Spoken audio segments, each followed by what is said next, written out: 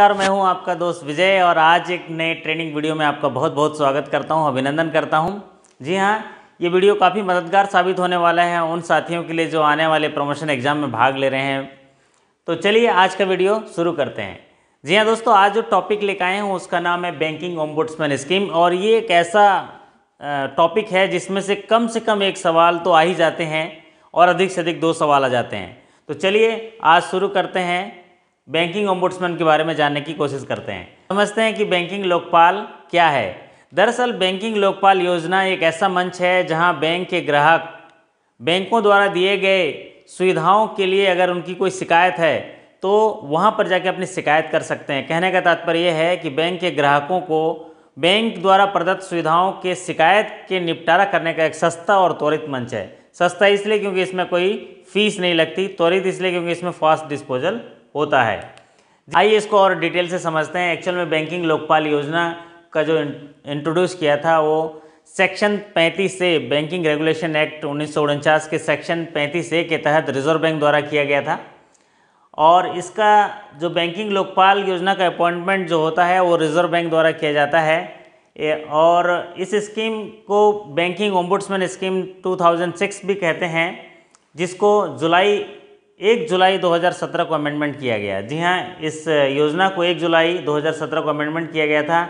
ये जो banking ombudsman योजना है ये सभी कॉमर्शियल बैंक, ग्रामीण bank, schedule primary cooperative bank को कवर करता है, मतलब उनकी शिकायतों का निपटारा करता है।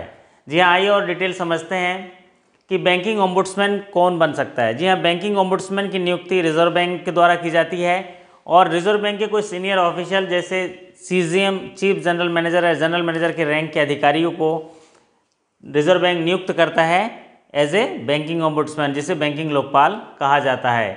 इनकी नियुक्ति 3 साल के लिए होती है, 3 साल से ज़्यादा इनकी नियुक्ति नहीं होती है, उनके पीरियड 3 साल के लिए होती है।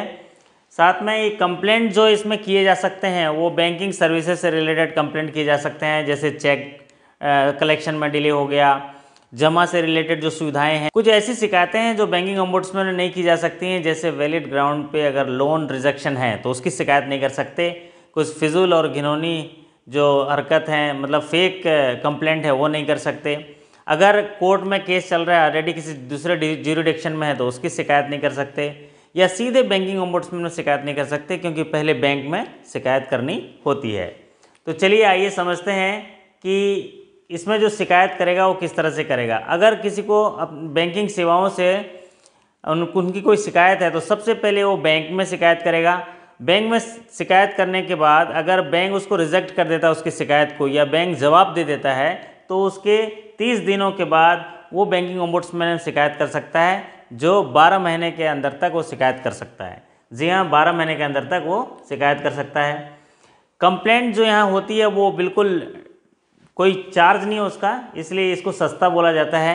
बैंकिंग ओम्बुड्समैन में जो कंप्लेंट किया जाता है वो बिल्कुल फ्री है और इसमें बैंकिंग ओम्बुड्समैन में एक कंपनसेशन दिया जाता है जिसको अवार्ड बोलते हैं। तो मैक्सिमम अवार्ड जो है बैंकिंग ओम्बुड्समैन जारी कर सकते हैं 20 लाख रुपए तक, मैक्सिमम अवार्ड 20 लाख रुपए तक। जी हाँ, ये इंपॉर्टेंट सवाल है, ये आ सकता है, ये अमेंडमेंट में आया, पहले ये 10 लाख था, तो इसको ज़रा गौर कर लेंगे। मैक्सिमम कंपनसेशन इस अवार्ड में 20 लाख है।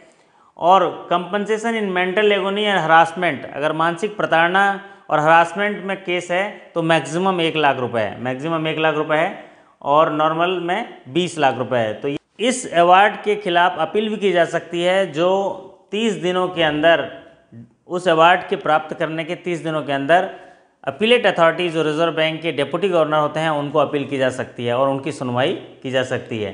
जी हाँ, ये छोटी सी जानकारी थी बैंकिंग ओम्बुड्समैन के बारे में। बहुत छोटा सा टॉपिक था, लेकिन कम से कम एक सवाल इसमें से आने की पूरी संभावना रहती है। तो ये छोटा सा वीडियो है, इसको अगर देख लेंगे तो आपके एक सवाल पक्का हो जाएगा। जी हाँ, मैं आप सभी के सफलता की शुभकामनाएं करता हूँ और ये अच्छी पंक्तियों के साथ आपसे विदा लेता हूँ कि न्याय की कीमत उनसे पूछो जिनके साथ कभी अन्याय हुआ है। मैं दुआ करता हूँ कि किसी के साथ भी अन्याय ना हो। आप मेहनत करिए और अपने एग्ज़ाम में सफल होइए। इन्हीं शुभकामनाओं के साथ आपसे विदा लेता हूं। इस वीडियो को देखने के लिए आपका बहुत बहुत धन्यवाद।